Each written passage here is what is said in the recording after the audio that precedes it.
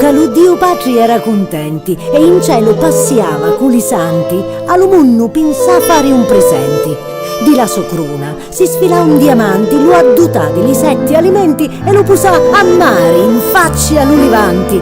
Lo chiamaru Sicilia, li genti, ma di l'Eterno Patri è lo diamanti.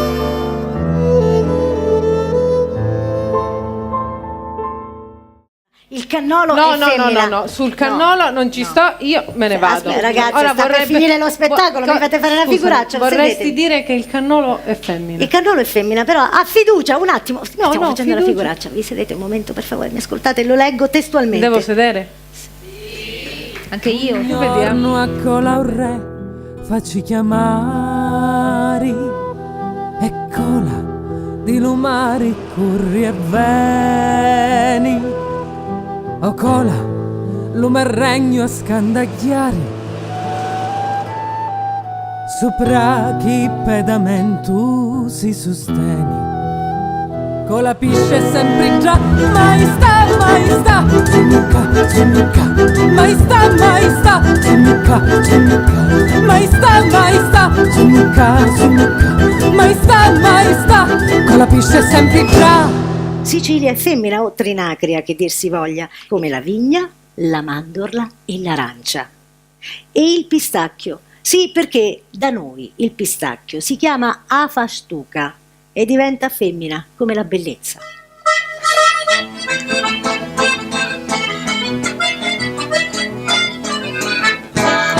Stasera vai a corro con lo vento, aggrappare i porti di la storia.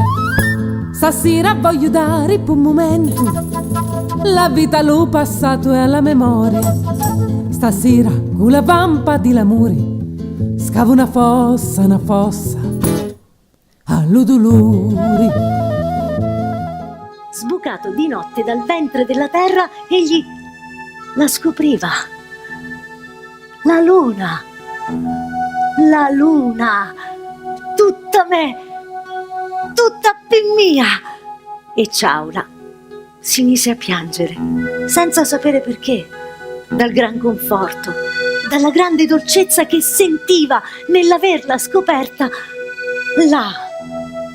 la luna, mentre ella saliva per cielo, ignara dei monti, dei piani, delle valli che rischiarava, ignara di lui, che pure per lei non aveva più paura.